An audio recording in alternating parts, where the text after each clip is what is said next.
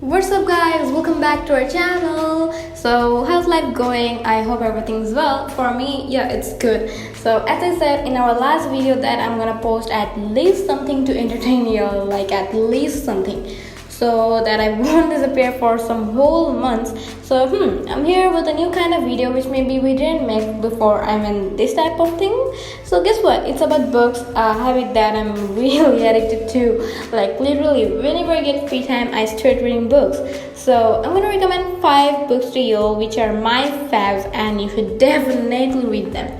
Okay, maybe I've talked too much in this video, so let's start the main thing. I mean subject or topic, whatever it is. So yeah.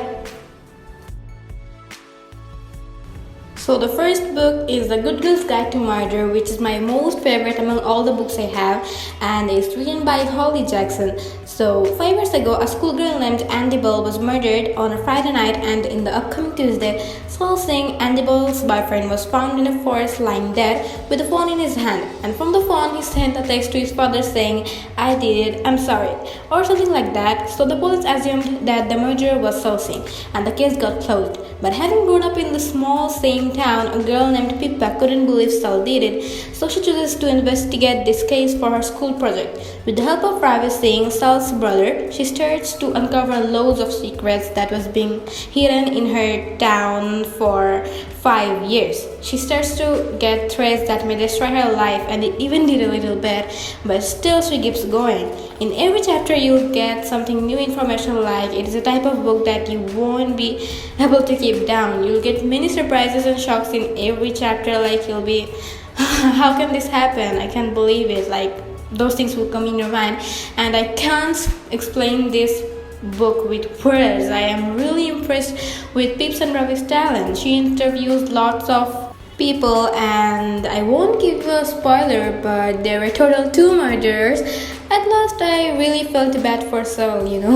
So you're missing a big thing if you haven't read this book, so go buy it right now. Okay, so coming to the second recommendation, it's the book Good Girl Bad Blood, which is a sequel to A Good Girl's Guide to Murder. I was literally screaming my heart out when I saw there's a sequel to A Good Girl's Guide to Murder. So this book has a whole different story than the one before. The 2 books are totally different. In here, Pip now released a true crime podcast of the murder case she solved last year, and she promised herself that she would never again get involved with anything like that, as she had to face many trouble solving the case. But one day, Pip's best friend's brother named Jamie Reynolds gets missing.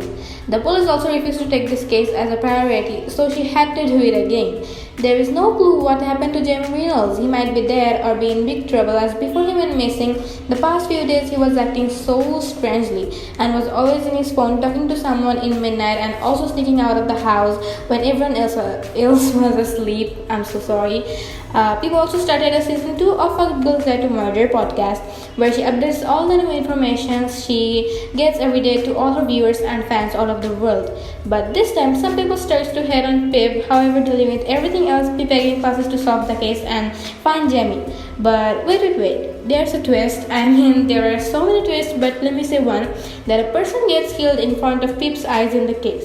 So lastly, this book is just as interesting as A Good Girl's Guide to Murder, and I don't think I should say more. Let's move to the next book. Yeah, so the third one is Murder on the Orient Express, written by Agatha Christie. The title already says that it's again a book consisting murders, and Hercule Poirot is the detective here. So he was on a train called the Orient Express going somewhere, and after midnight the train stopped in its track by a snowdrift, and he finds out that a passenger is dead in his compartment, stabbed 12 or 13 times, and his door was locked. And the main thing is that the killer was with them on the train. So Detective Hercule Poirot starts to interview all the passengers on the train and investigate the case with 2 of his friends. He finds some clues from the victim's compartment, and with his intelligence he finds who are the murderers. Okay, so after I got to know who the murderers are, I was really shocked. Like, you won't expect them until you read those parts. Then we have The Proactive Muslim, which is a perfect book for Muslims and is written by Muhammad Faris. Okay, but this book is not a fiction book, it's a non-fiction book, and it will help you lead a productive lifestyle spiritually, physically, and socially. And it will also teach you about how spirituality can boost your productivity, how to manage your sleep, nutrition, and fitness, how to be socially productive outside your home and community, how to manage your focus in an age of distractions, and how to build productive habits and routines, how to manage your time and invest your hereafter, and how to be productive during Ramadan.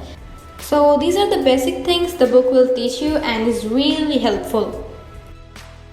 Lastly, the fifth recommendation are the Harry Potter series written by J.K. Rowling. And as Harry Potter books are 7 or 8 in total, I can't just describe the whole story in just a single video. So I'm just gonna say a few basic things about it, like these are stories of a whole magical world. Everything is magical, and the school Harry Potter reads is the Hogwarts School of Witchcraft and Wizardry, and from there he faces lots of troubles as Voldemort was his enemy. Okay, but I'm actually explaining nothing, just the basic things. So if you want to know the description of each and every book, just comment below. In here, I'm just recommending the books that these are so good and I should buy them. And yeah, forget to say that these series are for children around 7 to 13 years. So if you're someone in between that age, you should surely buy the series. It's must read. So these are the 5 books I recommend, and they're my all-time 5 books, and I'll give the link from where I bought these books in the description below, so you can buy from there. And if you want part 2, also comment it down. So that's all for today. Don't forget to like, share, subscribe, and comment. Oh wait, did I say it right? Like, I didn't say this thing or dialogue in few of our previous videos, so I was a little confused, but okay, never mind. Ta-ta!